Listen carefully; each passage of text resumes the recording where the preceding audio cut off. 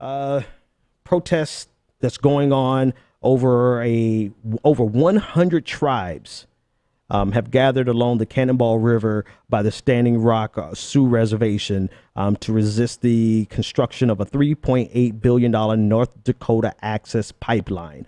If you've been following this on Twitter, the No DAPL, that's where everyone is gathering. The protest has been significant and it has been steadily increasing and growing.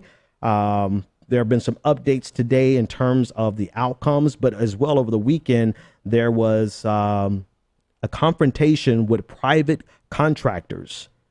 And I'll pull some images up on your screen so that you can see exactly what we're talking about. Over the weekend, private contractors went to push back against the protesters, and they went with tear gas and attack dogs. And you can see on the screen, the dogs attacked the protesters, and several protesters you can see were injured significantly. One woman, I believe, if I read correctly, was bit in the face. You can see some of the injuries here. And these were private contractors sent to remove these, or not remove, but to intimidate and scare and push away these protesters.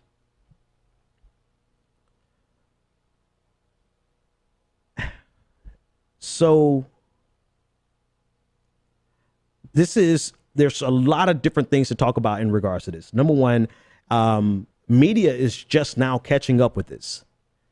This has been something going on for almost 2-3 weeks now. It's been going on for a while, and it's just now getting national attention on as to the level that it deserves. It actually should have even more national attention because this is a very significant event. There's over 1,000 people there protesting right now from over 100 different tribes unified in, I believe it's been described as the largest unification of Native American tribes in decades.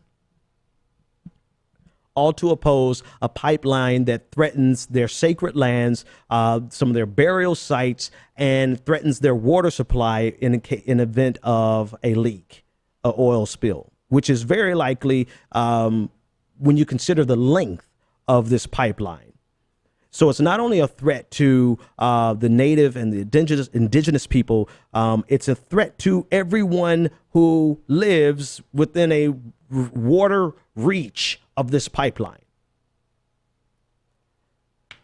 And so now it's starting to pick up because of the clash over the weekend with the private contractors. It is starting to pick up the type of national attention that should have been there all along. But it is now, now people, and you know, it's a shame that it had to come to this. It's a shame that it had to get to this level of people being harmed by private contractors. But now it's getting some attention. So there's an investigation that was published over the weekend by Little Sis that outlines the players involved in this, in the building of this pipeline. They're players, some of the regular players that we normally hear of: Bank of America, HSBC, UBS, Goldman Sachs, Wells Fargo, JP Morgan and Chase. There's the Marathon, there's Phillips 66, there's Enbridge, there's so you have a combination of banks as well as energy companies who have invested billions of dollars to see this pipeline built. As of this afternoon, the pipeline building was, for a certain segment of the pipeline, it was halted.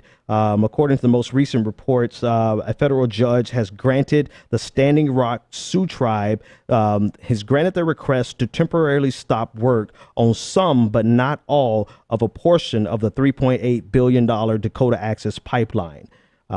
So this request was granted. It's different than what was originally requested, but it has been granted so that they can continue the investigation, and they can continue.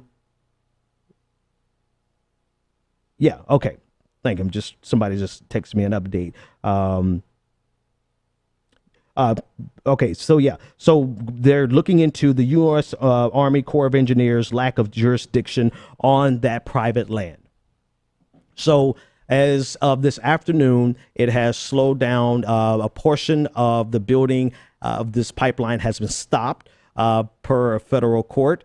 But that has not halted the entire process of building it. So this is something like I reported on this 2 weeks ago. It is still going on, and it's just now getting national attention, and it's only getting national attention, unfortunately, because of the of what happened over the weekend with the attack, with the attack dogs, the tear gas, and all of this being done by private security.